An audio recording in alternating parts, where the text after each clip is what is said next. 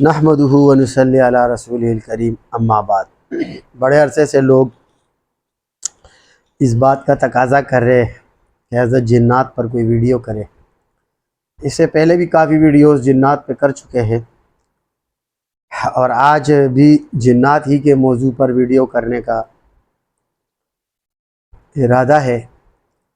بہت سے لوگ پریشان ہیں جنات کی وجہ سے۔ ایک تو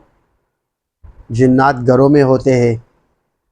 اور ایک جنات ایسے ہوتے ہیں جو لوگوں کو قابو کر لیتے ہیں، یعنی ان کے وجود میں داخل ہو جاتے ہیں، اور کچھ جنات ایسے ہوتے ہیں کہ وہ وقتی طور پر آ کے آپ کو نقصان دے کر اور ایک دم بھاگ جاتے ہیں۔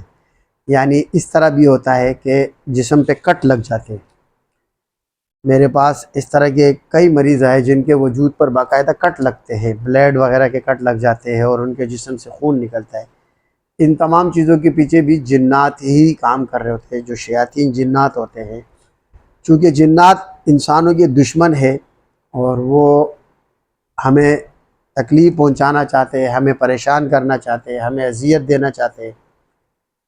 تو اس کے وہ کئی مختلف طریقے جو ہے نا اختیار کرتے ہیں۔ بعض یہ کہ وجود میں داخل ہو جانا، پھر وجود میں داخل ہونے کے بعد جس مریض کے وجود میں داخل ہو جاتا ہے وہ چیختا ہے، چلاتا ہے، اور وہ مریض جو ہے وہ بہت زیادہ جو ہے نا ہڑا اڑی مار پیٹ کی طرف چلا جاتا ہے، یعنی اپنے آپ کو مارنے کی بھی اقدام کر رہا ہوتا ہے،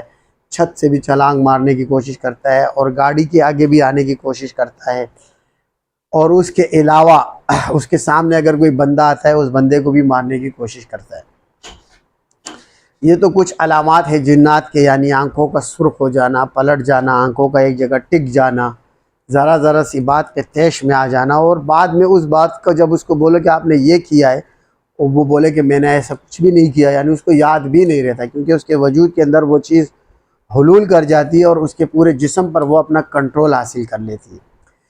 اور اس شخص کا جو وجود ہے اس کے کنٹرول سے باہر ہو جاتا ہے۔ ایسے مریض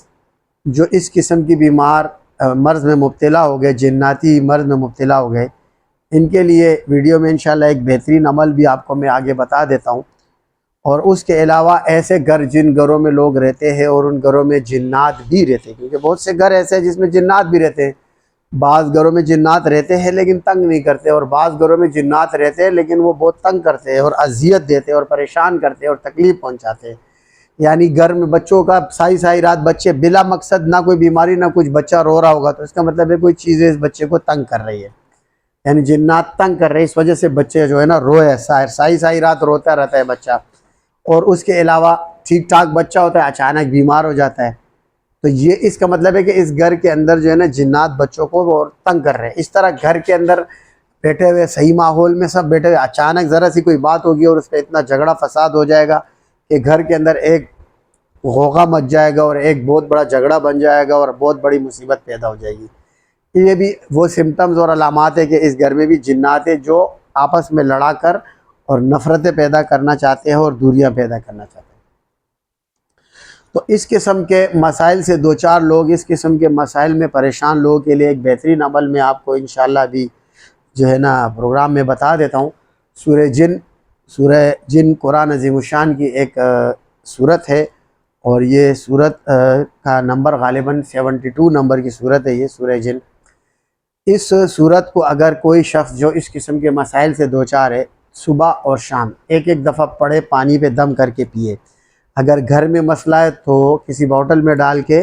اور پھر سپرے کرے، یا پانی میں دم کر کے اور گھر میں چھڑکاؤ کرے۔ تو اگر اس سورت کو پڑھے اور پانی میں دم کر کے پیے تو انشاءاللہ اس قسم کے مسائل سے بندہ نکل سکتا ہے۔ بعض معاملات بہت سخت ہوتے ہیں، بہت شدید سخت ہوتے ہیں، تو اس میں کسی نہ کسی معالج کی ضرورت ہوتی ہے، بنا معالج کے آپ ان پر قابو نہیں پا سکتے۔ تو ایسی صورت میں ہمارا نمبر اسکرین پہ آ رہا ہوتا ہے، وہ ہم سے رابطہ کر کے اور اپنے مسئلے پہ ڈسکس بھی کروا سکتے ہیں، اور اپنے مسئلے کا علاج بھی ہم سے کروا سکتے ہیں، اور آن لائن بھی ہم علاج کرتے ہیں اور آپ کو اس کا حل بھی آگے کا بتا سکتے ہیں۔ تو ایک تو یہ عمل میں نے بتا دیا، دوسرا آپ کو یہ بھی بتا دیا کہ کس طریقے سے آپ اپنا علاج کروا سکتے ہیں۔ اللہ تبارک و تعالیٰ سے دعا ہے کہ اللہ تبارک و تعالیٰ تمام کے تمام مسلمانوں کو ایسے شریر جنات سے، ایسے تکلیف پہنچانے والی جنات اور مخلوق سے ہم سب کو اپنے حفظ و امان میں رکھے۔ وما علینا الا البلاغ۔